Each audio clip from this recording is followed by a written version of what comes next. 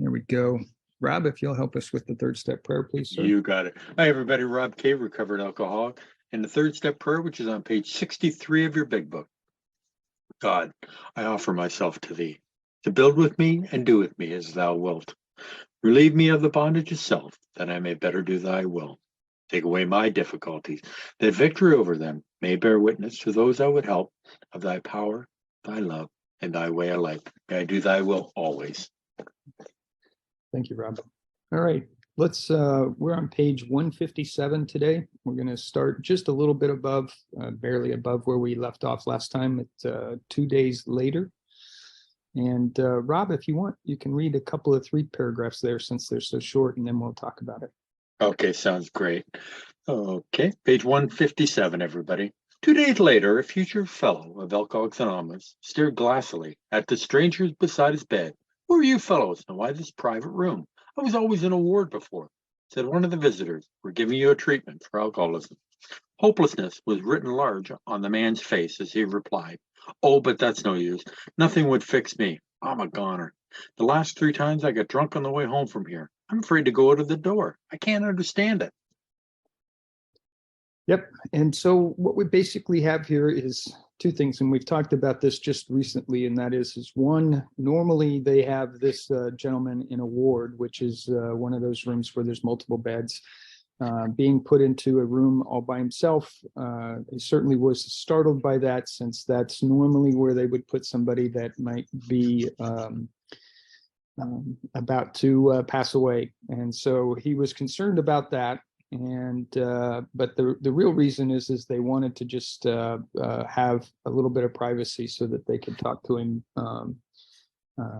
one-on-one, if you will, and essentially go through things. So the next thing is that they're introducing themselves, and they what they're basically going to do is, and we I'm a goner the last 3 times I got drunk on the way home, is essentially, so on and so forth, is essentially the man doing his step 1, at least admitting that he was powerless over alcohol, and doing it in such a way that he was admitting that he couldn't even make it out the door and home from this facility without getting drunk again. So and he's got some fear. Remember, part of our problems were some of our fears and that type of thing. In this case, it's a fear of himself and his inability to stay sober. So we've got that, and what we'll do is we'll read on a little bit, Rob. You got it, Leo. For an hour, the 2 friends told him about their drinking experiences. Over and over, he would say, that's me, I drank like that. The man in the bed was told of the acute poisoning from which he suffered, how it deteriorates the body of an alcoholic and warps his mind. There was much talk about the mental state preceding the first drink. So a couple of things here on this. One is that, they are talking about themselves and not about him.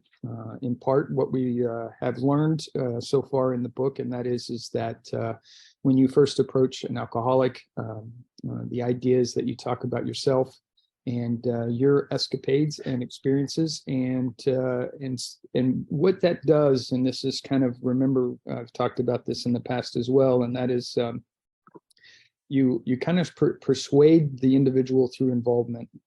And what I mean by that is that as you're talking, you're kind of grabbing the individual by sharing your experiences and having them relate to them. So, it won't be a perfect 1-for-1, but nonetheless, there will be things in there that you have done and experienced that that the individual you're talking with will relate to and start to buy into. And the idea here is that one alcoholic can win over another alcoholic within a few hours.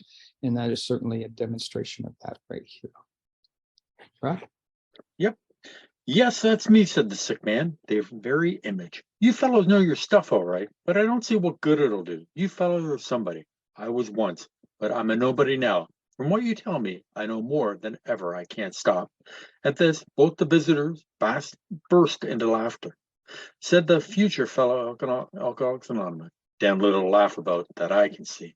Yeah, so This is a technique, and part of this we're seeing demonstrated in front of us. It's kind of widening the gap, and in a sales kind of atmosphere, what you want to try and do is you identify where the person is and where they want to be. And what you try to do as a technique is to try to widen that gap a little bit so that it seems a little bit more, a little bit farther out there than what they even anticipated. And then what you do is you very craftily and very succinctly, you build this bridge between where they are and where they want to be, and you show them the way that buys you into this person, and they are willing to kind of go along with you because, one, they see that you understand what their problem is. You know, they know that you know where they are, where they want to be. You've widened that gap just a little bit to make it just a little bit more like a daunting kind of task, and then you come in very gently and you bridge that gap. And by doing that, you win over that individual, and they are ready to listen and ready to participate. Again, this is part of that idea of persuading through involvement. The other two elements of that piece, which is focus on the individual, you earn the persuade them through involvement, and then you earn the right to advance. And so by the time you bridge the gap, you've essentially earned the right to actually walk them over that bridge and take them to where they want to be. And more times than not, you've won this person over, and they're ready to participate. So that's kind of the background of this, and kind of being demonstrated here through this description and story. But that's just kind of the thoughts that you want to go through as a sponsor or somebody working with a newcomer for the first time. It's an idea of kind of a process that you want to go through to win them over and get them ready to participate. Rob? Yeah, I'm just going to throw in that who they're talking with right now is Bill Dodson, who is the man on the bed, A number 3. Now remember that Bill had been unsuccessful with everybody up until Dr. Bob. So his rate of success has not been very good, but now he's worked with Dr. Bob. He's got a little more experience under his belt with somebody that it worked with. So now they're working together, and they're going to show us now how we can approach the new sponsee that we're coming up with, or somebody that's still, wants to quit, doesn't know how. The two friends spoke of their spiritual experience and told him about the course of action they carried out. He interrupted. I used to be strong for the church, but that won't fix me. I've prayed to God on hangover morning and sworn that I'd never touch another drop, but by 9 o'clock, I'd be boiled as an owl. Yeah, so we've all, I think, been there, done that from time to time. We've drank too much the night and or the morning prior, and we found ourselves with a severe hangover, and that feeling that you have, that being sick, headache, etc., and swearing that if God can only get you out of that, then you'll never do that again. And obviously, we've set ourselves up for failure at that point, because we've failed to recognize that this is we are powerless over alcohol, and it's not really God's responsibility to take a promise like that and then all of a sudden snap a finger and be done with it. So again, we've all been there. I've often heard it said that you're praying to the porcelain god as you're in the bathroom, and hoping that this would all go away.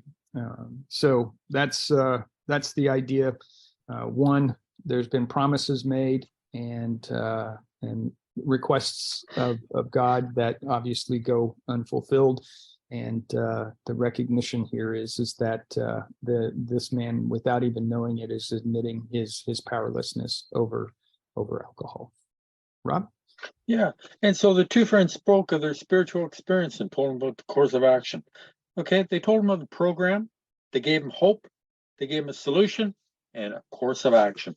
You know what? If you want it, this is what you need to do.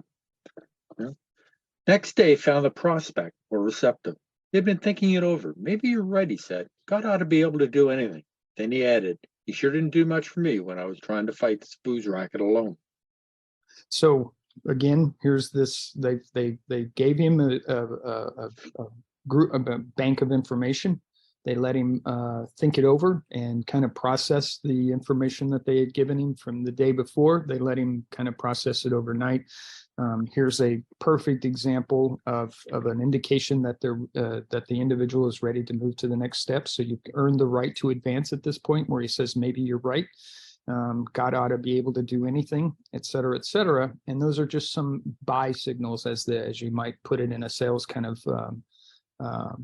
context. And so where we are now is that he's ready to take the next step, or to move to the next step, if you will. Rob? Yeah, it's step 2. God ought to be able to do anything. On the third day, the lawyer gave his life to the care and direction of his Creator and said he was perfectly willing to do anything necessary. His wife came, scarcely daring to be hopeful, though she thought she saw something different about her husband already. He had begun to have a spiritual experience. Yeah, so this person is taking very little time, but actually moving through the steps. This would be an indication of step 3, and just happens to be on the third day. I think that's just a coincidence, but nonetheless, people can move through the first 3 steps fairly quickly, and that's the idea. But the other thing too is that we've said before that others notice a change in us before we do, and this is a good indication of where somebody outside of the group of alcoholics that are working is starting to notice something different. And in this case, it's the man's wife, Mrs. Dotson. And so that's where we are at this point. So we're watching step 3 unfold. Rob? That afternoon, he put on his clothes and walked from the hospital a free man. He entered a political campaign, making speeches, frequenting men's gathering places of all sorts, often staying up all night. He lost a race by only a narrow margin, but he had found God, and in finding God, had found himself. So this man was able to stand up. He was able to walk forward, and yes, as a free person. And in this case, he was able to frequent places where men gathered. And I would tell you, there's probably a lot of alcohol that was being served at those different places. And so at this point, I would say that he was able to do this without drinking, which obviously was a good thing, and an indication of his sobriety and his path to recovery. Rob? That was in June 1935. He never drank again. He too has become a respected and useful member of his community. He has helped other men recover and is a power in the church from which he was long absent. Right. And so when we talk about this, June, I think was June 26, 1935 was his sobriety date that we have for Bill Dotson. He never drank again. And he actually gained his respect back, and he became a useful member of his community, which was what we all see in people that recover and see that there are good things that actually happen and follow a person that's going through recovery. And we'll keep going. Rob? Yeah. For those that just joined us, we're on page 158 of the big book. Also, in that paragraph that I just read, they're talking step 12, where we carry this message. And that's the important part of this, is that we have to do our part by carrying this message that's in the big book. Okay, so you see, there were 3 alcoholics in that town who now felt they had to give to others what they had found or be sunk. After several failures to find others, a 4th turned up. He came through an acquaintance who had heard the good news. He proved to be a devil-may-care young fellow whose parents could not make out whether he wanted to stop drinking or not. They were deeply religious people, much shocked by their son's refusal to have anything to do with the church. He suffered horribly from his sprees, but it seemed as if nothing could be done for him. He consented, however, to go to the hospital, where he occupied the very room recently vacated by the lawyer.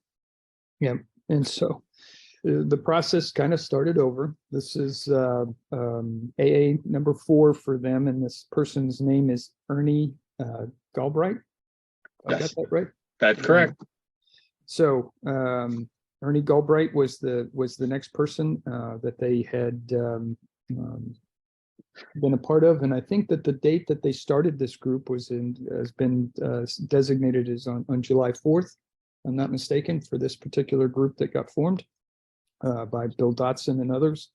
Obviously a small group, but at least it's a start. And the good news is that they were able to get people together and start. Again, we've got this Ernie Galbraith, and his story, if I'm not mistaken, is the 7-month slip on page 282 of the first edition. Make sure I get that right. So if you have a first edition, you can read his story on page 282. Like I said, the title is the 7th-month slip. Rob? Yeah, he also married Dr. Bob's daughter. So that's interesting fact too. The young fellow, suffered horribly with his sprees. They went to help him. Here they are carrying the message again. He had 3 visitors on page 159, everybody. After a bit, he said, "The way you fellows put this spiritual stuff makes sense. I'm ready to do business. I guess the old folks were right after all." So one more was added to the fellowship. Yeah, so that is just a continuation. We'll kind of keep going, Rob. This is just, they repeated themselves, and the way you put this spiritual stuff makes sense. Obviously, there's buy-in at that point, and I'm ready to do business. So here again is that earn the right to advance, and they certainly did, and they started taking Ernie through the steps. Rob? Yeah, the 3 visitors that he had was Bill Wilson, obviously, Dr. Bob, and the lawyer, Bill Dotson. And the whole thing is they're getting referrals word of mouth. T. Henry Williams was a member of the same church group, and he was the one that recommended that they talk to Bill Wilson, and he goes and visits the young chap. At this time, our friend of the hotel lobby incident remained in that town. He was there 3 months. He now returned home, leaving behind his first acquaintance, the lawyer and the devil-may-care chap. These men had found something brand new in life. So they knew they must help other alcoholics if they would remain sober. That motive became secondary. It was transcended by the happiness they found in themselves and giving to others. They shared their homes, their slender resources, and gladly devoted their spare hours to fellow sufferers. They were willing, by day or night, to place a new man in a hospital and visit him afterward. They grew in numbers. They experienced a few distressing failures, but in those cases, they made an effort to bring the man's family into a spiritual way of living, thus relieving much worry and suffering. You can just imagine the process that they went through back then. Obviously, they would go and search people out. They'd find some of the worst as far as drunks are concerned, get them to a hospital and allow them to start to dry out and sober up, and then come and do the program and start with getting the individual to admit that they're powerless, and that they're willing to give themselves over, and certainly at that point ready to move to the next step.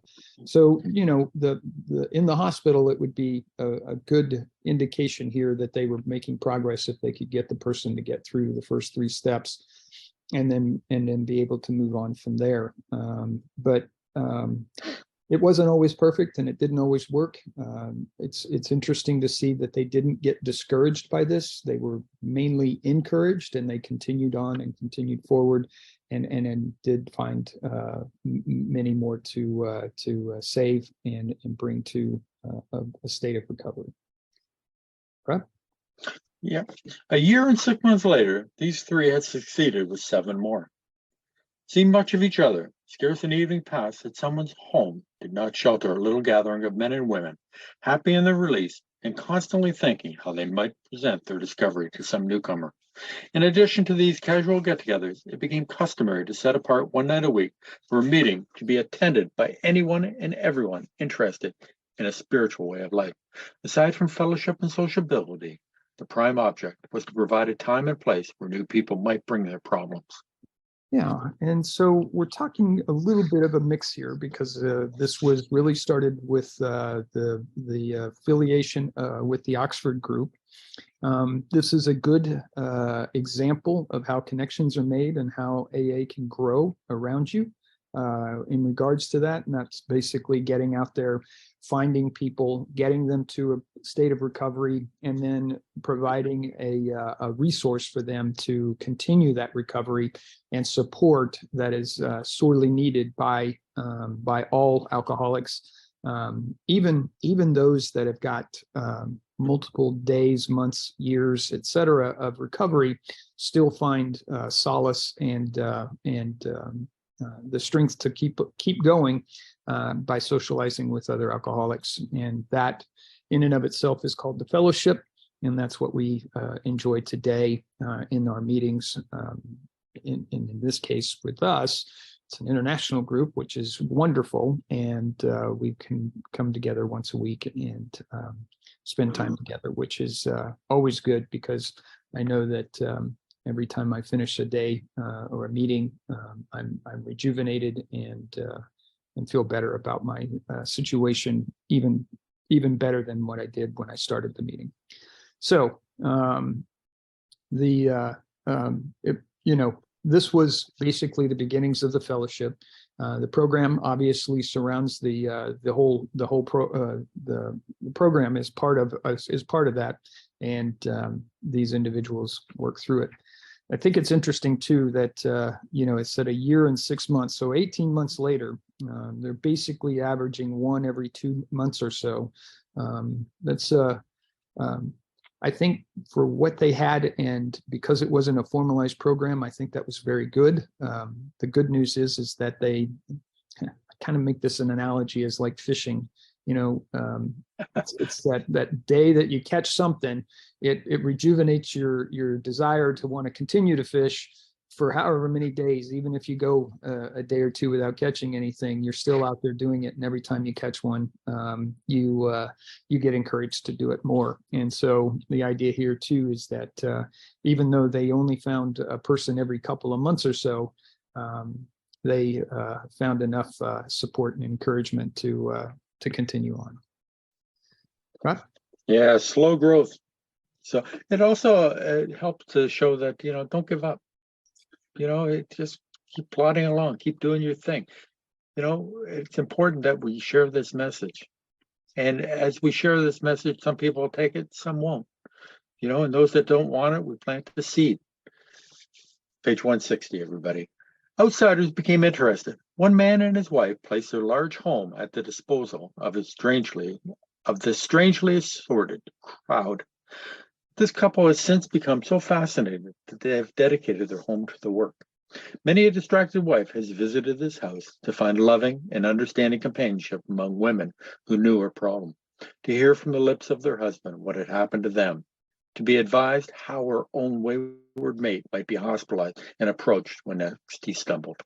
Yeah, and we're talking, of course, about T. Henry Williams and his wife, Clarice. They were outsiders that essentially found that this program was so good that they opened up their home for these fellowship meetings and gathering additional alcoholics to go through the program.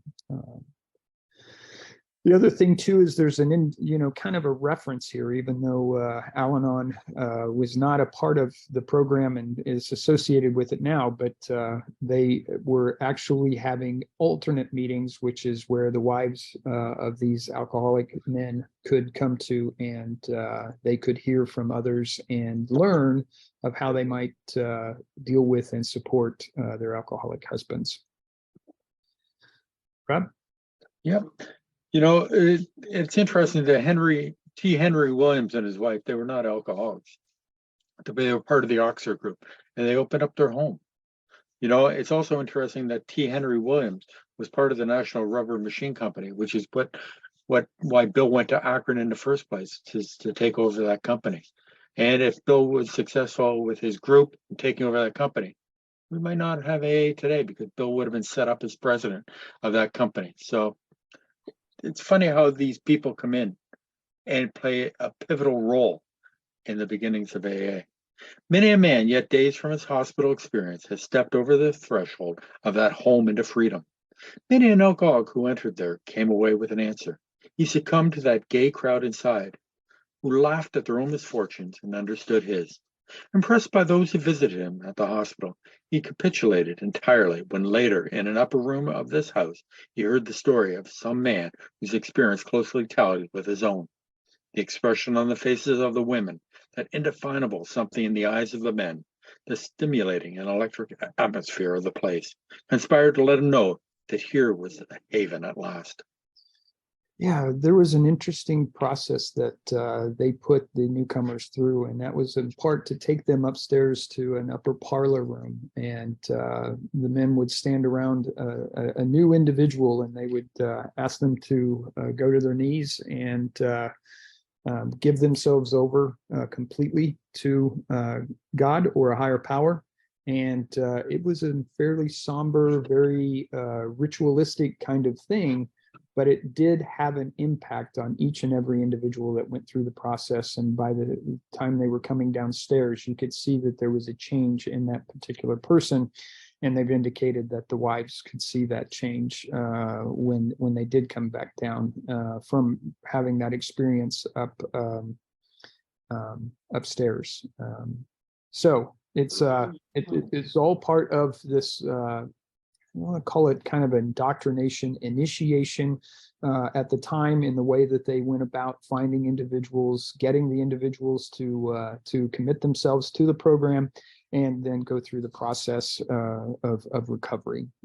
It's probably not quite as ritualistic now. I don't know of any groups that do that sort of thing.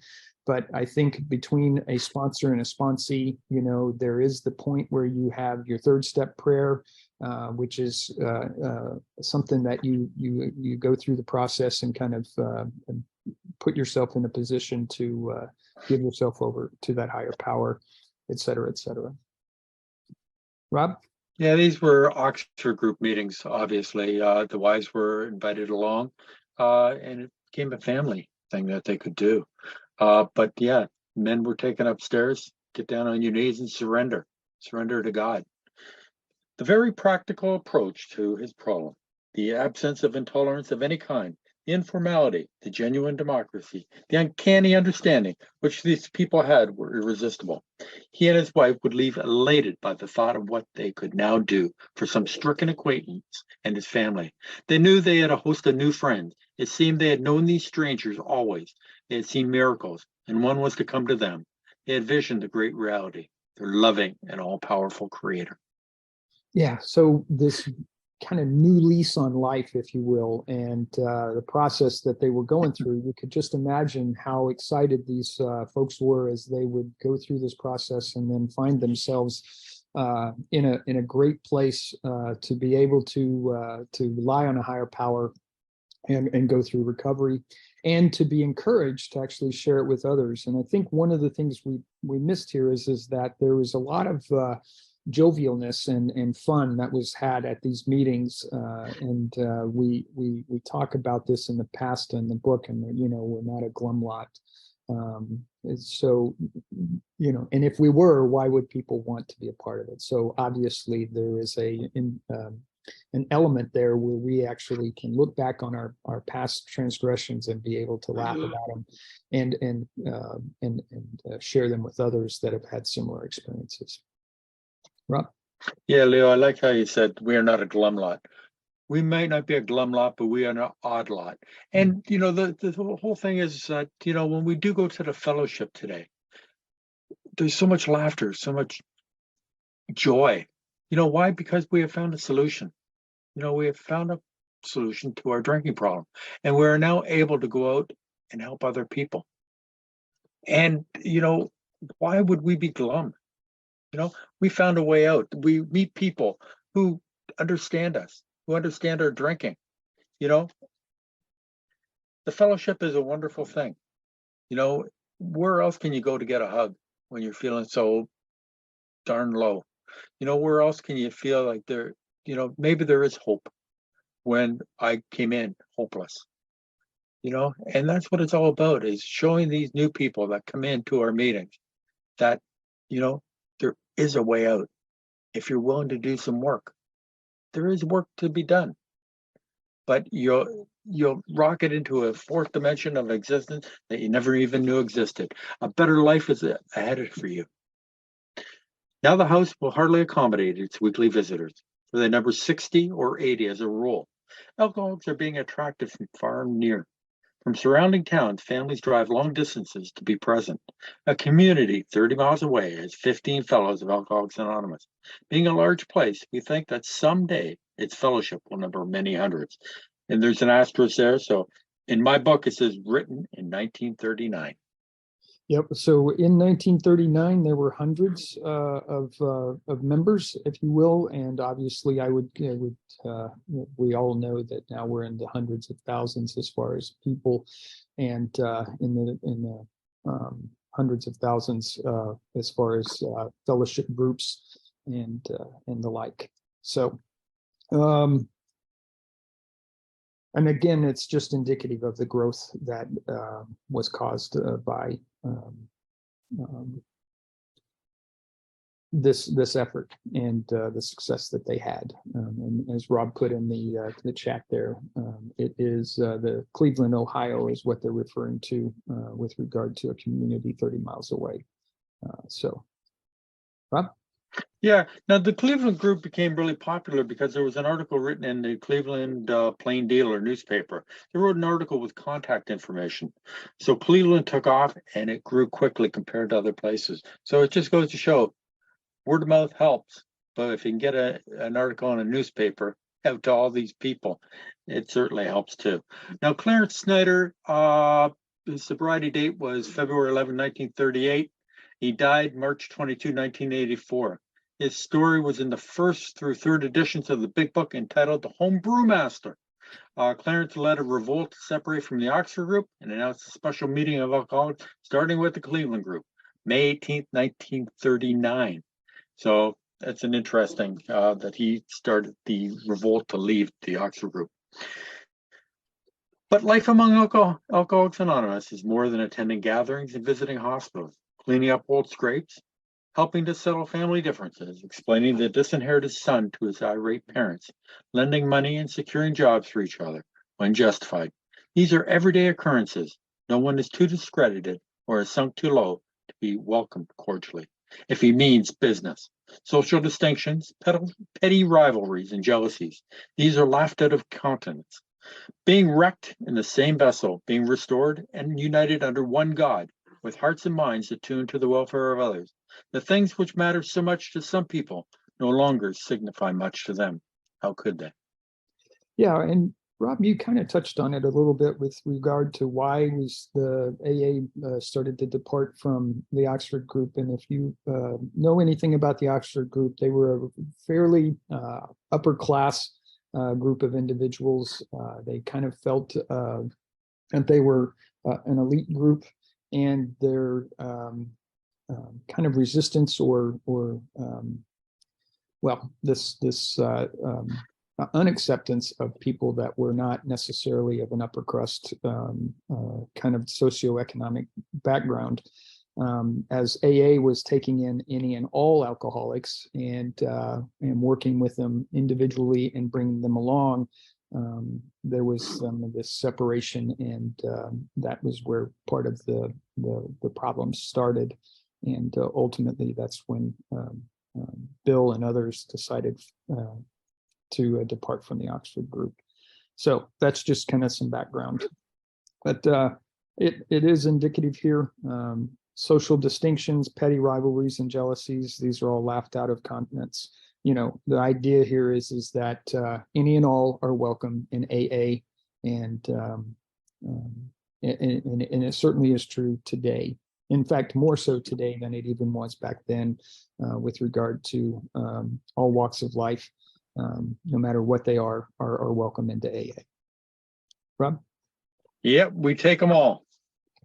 If you're disinherited, you're poor, you're sick, you're lonely. We take them all. Hey, we try to restore them to some sanity. And you know what? That's what it's all about is, getting a whole new life, changing our whole way of thinking, our whole way of acting. You know, I cannot stress how much happier I am since I came into the fellowship, but being taken through the steps by an incredible person who, took the time when I didn't feel that I was worth it taking any time whatsoever. But they took the time to spend with me. And all they ever asked from me is that I carry this message to other suffering alcoholics. They didn't say take it to one person. Working with others with an S, not a one and done. It's we keep carrying this message over and over again. In order for us to keep it, we have to give it away. Under only slightly different conditions, the same thing is taking place in many eastern cities. In one of these, there is a well-known hospital for the treatment of alcoholic and drug addiction. 6 years ago, one of our number was a patient there. Many of us have felt for the first time the presence and power of God within its walls. We are greatly indebted to the doctor in attendance there, for he, although might prejudice his own work, has told us of his belief in ours. And so we know this is being Bill W. as being the patient, and the Towns Hospital, and obviously we're talking about Mr. or Dr. Silkworth. Sorry there, I was drawing a blank. I'm back. So that in and of itself was one of the greatest things that had ever happened to AA, and that was to get Bill on his way, and they became great friends and acquaintances, and worked together for many years afterwards in regards to going after and getting people to recover and become sober and productive members of their communities. Right? Yep. Every few days, this doctor suggests our approach to one of his patients. Understanding our work, he can do this with an eye to selecting those who are willing and able to recover on a spiritual basis. Many of us former patients go there to help. Then in this eastern city, there are informal meetings such as we have described to you, where you may now see scores of members. There are the same fast friendships there. There are the same fast friendships there. Is the same helpfulness to one another as you find among our Western friends. There is a good bit of travel between East and West, and we foresee a great increase in this helpful interchange. Yeah, and so what we're seeing here is not only in Ohio, but in New York, that there is this effort that's going on, and they're starting to find their own success. Although I think that you could probably indicate that Ohio was actually a higher percentage of success, but nonetheless, I think that they were, as far as the strength of the program was just as strong in New York, and they were able to repeat it over and over again. And as they said, now seen scores of members, and that means that they were growing exponentially as time went on. And they had the same friendships, the same helpfulness, and it was just a nice way to show that it didn't matter where you were, as long as you were to follow this program that was working so well with previous folks. If you repeated that, there was a good chance that you were going to recover yourself and be successful. Rob? Yeah, Dr. Silkworth, he could handpick patients for Bill. Dr. Silkworth, what an incredible doctor to be able to know that he doesn't have all the answers, and that he let Bill work with him, to help other alcoholics. Bill is in treatment 3 times. The 3rd time, Dr. Silkworth notices a huge difference in Bill and allows Bill to work with other patients. Wow. Anytime I think about doctors, I think about, they know everything. But here is a doctor who is saying, I don't know it all. Maybe Bill has something special, something different about Bill. and lets them work with other alcoholics. So Dr. Silkworth knows that there's a certain type of alcoholic who keeps coming in and out of his program. He can't seem to help these people. Why? You know, so he gets together with Bill. Bill has, the idea that, working with these people, changing your life, by coming to believe in a power greater than yourself will restore you to sanity. Dr. Silkworth talks about the allergy, how once they start drinking, they can't stop. But so the main problem must be in the mind. Stop taking that first drink. How do I get them to do it? So Dr. Silkworth notices these patients that keep coming in and out and has Bill work with them. It's incredible when I think about a doctor doing that. Okay, we're on page 162, everybody. Someday we hope that every alcoholic who journeys will find a fellowship of Alcoholics Anonymous at his destination. To some extent, this is already true. Some of us are salesmen and go about. Little clusters of 2 and 3s and 5s of us sprung up in large communities. No contact with our 2 larger centers. Those of us who travel drop in as often as we can. This practice enables us to lend a hand, at the same time avoiding certain alluring distractions on the road, about which any traveling man can inform you. Asterisk. Written in 1939, in 2019, there are about 120,300 groups. There is AA activity in approximately 180 countries, with an estimated membership of over 2 million.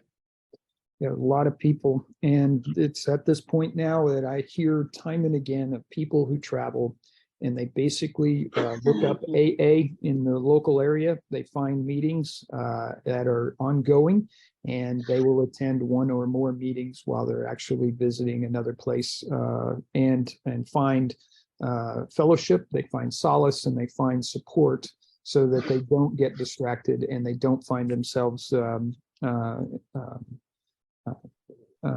at the point of thinking that they might not have the support and turn around and drink. So that it's even more so today than it was then by an exponential number. There's hardly a place, I don't know of those 180 countries. Certainly there are other countries that it might not be there, but we're talking about a lot of the primarily populated countries and visited countries and such that I'm sure that there's hardly a place that most people travel that they cannot find an AA meeting to attend and be a part of. Rob? Yeah, I live in a big city, Toronto, and there's meetings going on all the time. Now, things have changed since the pandemic. A lot of meetings didn't reopen, but there's still meetings I can go to. I'm going to tell a quick story. Many years ago, I went on a boat cruise. And if you've been on a boat cruise, you get a newsletter sent under your door every morning. And so I would read the newsletter to see what was going on the boat. And I kept reading day in and day out. Friends of Bill W. are meeting in such and such a room. And I'm thinking, who the heck is this Bill W. guy? He's always got friends coming over to visit him. Well, fast forward a few years after that, and I join the Fellowship of Alcoholics Anonymous. I go on a boat cruise, and there's the friend. I know who the friends of Bill W. are. So I could go to a meeting on the boat. Now, I went, and there weren't a lot of people. There was only a couple of other people that showed up, but we were able to have a meeting. And one person was relatively new in the fellowship and really needed a meeting and needed some help getting through it. So, we were able to do that on the boat. Anytime we go, whatever country we go to, we can always find a meeting of AA. How? Just get on the internet, go aa.org, and they can help us out in finding a meeting. So wherever we go nowadays, we can always find a meeting of Alcoholics Anonymous. And that wasn't true when this book was written. But boy, they had grandiose plans, that Hank Parkhurst and Bill W. And those, thank God they did. Thus we grow, and so can you. Though you be but one man with this book in your hand, we believe and hope it contains all you will need to begin. We know what you were thinking. You were saying to yourself, I'm jittery and alone.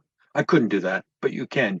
You forgot that you have just now tapped a source of power much greater than yourself. To duplicate with such backing what we have accomplished is only a matter of willingness, patience, and labor. Yep, this is one of the powerful statements out there that I think that we always refer to when somebody says, "I'm not sure I could, find another group and find another meeting. I couldn't participate." And so I think what it's just a reminder that we obviously forget sometimes that we've already tapped into a source of power much greater than ourselves. And to duplicate with such backing that we have accomplished is only a matter of willingness, patience, and labor. So this is just a reminder that you've got the strength that you need in order to be able to find another group, to travel and be free, and be free of alcohol as well, with the support that you need and the things that you have going on. Rob? Yep. We know of an AA member who was living in a large community. He had lived there but a few weeks when he found that the place probably contained more alcohol per square mile than any city in the country. This was only a few days ago at this writing, 1939. The authorities were much concerned, got in touch with a prominent psychiatrist who had undertaken certain responsibilities for the mental health of the community. The doctor proved to be able and exceedingly anxious to adopt any workable method of handling the situation. So we inquired, what did our friend have on the ball? Yeah, so we're talking about Montclair, New Jersey, as far as the large community. We were also talking of Hank Parkhurst, who was there, and the psychiatrist that they're talking about is Dr. Howard. And Dr. Howard was also working in Orangeburg, I think, New York, as far as that. So the partner communities that are related and close to each other. So here we are with the idea of finding another doctor who is working with patients and is looking for any solution that would work in order to get them to recover and be sober. Rob? Yeah, our friend proceeded to tell him with such good effect that the doctor agreed to a test among his patients and certain other alcoholics from a clinic which he attends. Arrangements were also made with the chief psychiatrist of a large public hospital to select still others from the stream of misery which flows through that institution.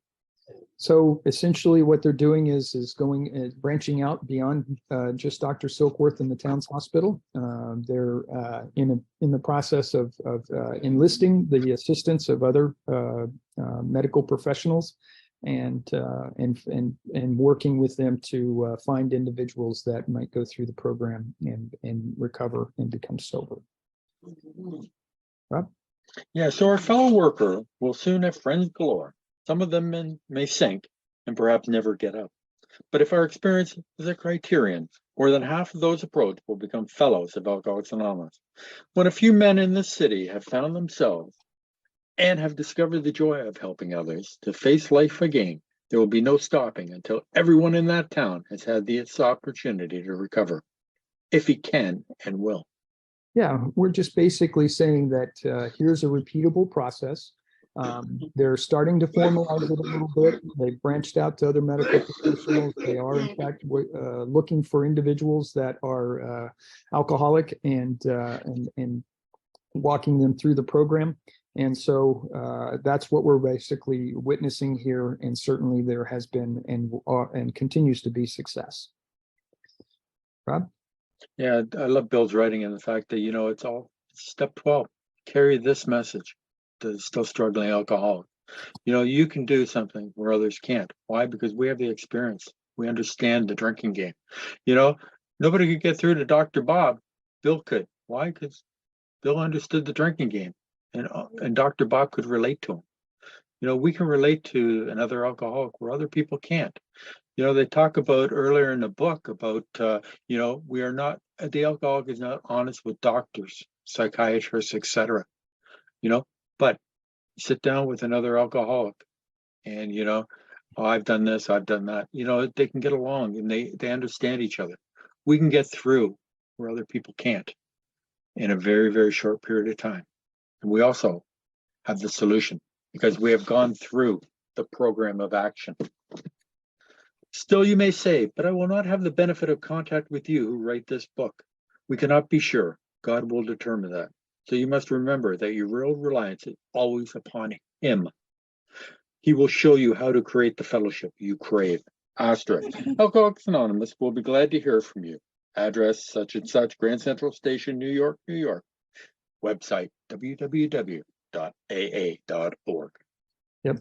And obviously, just because you don't have, and we obviously don't have the benefit of sitting down with Bill W. or Dr. Bob and that type of thing, we obviously have others out there that have been able to carry this message forward, have been able to tap into this higher power, and is in essence become very effective sponsors and helping the sponsees and newcomers alike. And so very qualified individuals out there that can help walk you through the program. So always available to find someone, whether it be via face-to-face, by phone, by text, or by Zoom. We've got multiple avenues to be able to communicate. Rob? Our book is meant to be suggestive only. We realize we know only a little. God will constantly disclose more to you and to us. Ask him in your morning meditation what you can do each day for the man who is still sick. The answers will come if your own house is in order. But obviously, you cannot transmit something you haven't got. See to it that your relationship with him is right, and great events will come to pass for you and countless others. This is the great fact for us. Yeah, and so here is kind of a reference to step 11 and 12. Basically in the mornings, meditations, and is part of your step 11. And then keeping your own house clean and in order would be your step 4 and 5. And obviously kind of a continuation on with your step 8 and 9. And then just making sure that you've got this strength that you've found with your higher power, and making sure that your relationship with your higher power is right. Obviously, with that in mind, good things come to pass, and they are, in fact, good things. And if you carry this message forward, you are bound to be successful with other alcoholics. Rob? Abandon yourself to God as you understand God. Admit your faults to him and to your fellows. Clear away the wreckage of your past. Give freely of what you find and join us. We shall be with you in the fellowship of the Spirit, and you will surely meet some of us as you trudge the road of happy destiny. May God bless you and keep you until then. Yeah, what a great way to kind of finish up this particular chapter. And as just a reminder to abandon yourself to your higher power, understand your higher power, always admit your faults, and to your sponsor and others, and keep your side of the street clear and clean, and then obviously go out and find others to help and support, and do your step 12. There's always somebody there to support and be by your side. And obviously, we're shoulder to shoulder in this process. All right, Rob, I'll go ahead and turn it over to Bill at this point and kind of close things out for today. Okay, hi, this is Bill, alcoholic from New Jersey. Hey, Bill. Thanks a lot, guys. You did a good job today. There's really a lot of stuff there. I like this chapter. This has a lot of the history in it. We started off, we were talking about AA number 3, the man on the bed. And I think that's really great how all of this stuff transpired and took place. These people had to go back to a hospital and look for somebody. In the beginning, they didn't have meetings and stuff to go to. So they did what they had to do, and they found somebody, and they were able to help them. And it started taking off from there. It got more and more and more. And we just AA is what it is today because of that. And on page 160, it talks about this outsiders being interested. That was T. Henry Williams and his wife Clarice. And when they say outsiders, they mean people who were not alcoholics. These were people from the Oxford group. This guy T. Henry Williams, he was an Oxford group member, and he dedicated his home to helping people. And basically, this really wasn't like an AA meeting. It was actually an Oxford group meeting. But he invited Bill and Bob there because he heard about what they were doing, and AA number 3 and anybody else that they had. So the AA people were going actually to an Oxford group meeting in the beginning. It technically wasn't an AA meeting yet. And they went there and things happened. And it says on the second new paragraph on that page, it says, impressed by those who visited him at the hospital, he capitulated entirely when later in an upper room of this house. So basically what they used to do in the beginning, capitulated means surrender. They used to take the people in the beginning and they used to take them upstairs into an upper room, and they had to get down on their knees and surrender to God. That's basically what they did. Otherwise, they wouldn't let them go through the rest of the meeting. So that's where the surrender stuff came from. It's actually a holdover from the Oxford group. But in order to get through the rest of the steps, you had to do the surrender before they would let you in and take you through them. And they really didn't have steps at that time. They just had religious principles or spiritual practices or exercises that they were using. And then that's what they were doing. That's what they were taking the people through. And then it talks about on 162, Dr. Silkworth, he used to handpick people for Bill Wilson. He would say, this guy I think is willing to get sober on a spiritual basis. Those other guys over there, they're just trying to dry out so they can go back out. So in the beginning, it was a little bit harder to get into AA. They just didn't have an open door policy. Somebody had to go and get you and bring you back to the meeting. And at this point, Bill would have been bringing people back to his home where he was having a meeting. So things were a little bit different then. They were hand-picking people. That's one of the reasons why they had such a good recovery rate in the beginning, because they were picking people. If they thought you weren't serious, they didn't bring you back home with them to the meeting. They only brought people home that they honestly believed was serious about getting sober. So, and then it talks about the guy in Montclair, New Jersey, the guy living in a large community. Most people believe that was Hank Parkhurst, and that stuff just took off from there. Little by little, AA got built and it got together. And on page 164, the last page here, he talks about the last paragraph, or the second to the last paragraph on that page. He's got all 12 steps in there. Abandon yourself to God as you understand God. That's steps 1 through 3. And when it says abandon, if you look that word up, it means surrender. The book doesn't use the word surrender anywhere, but Bill used different words that meant surrender. Then it says, admit your faults to him and your fellows. That's steps 4 through 7. Clear away the wreckage of your past. That's our steps 8 and 9.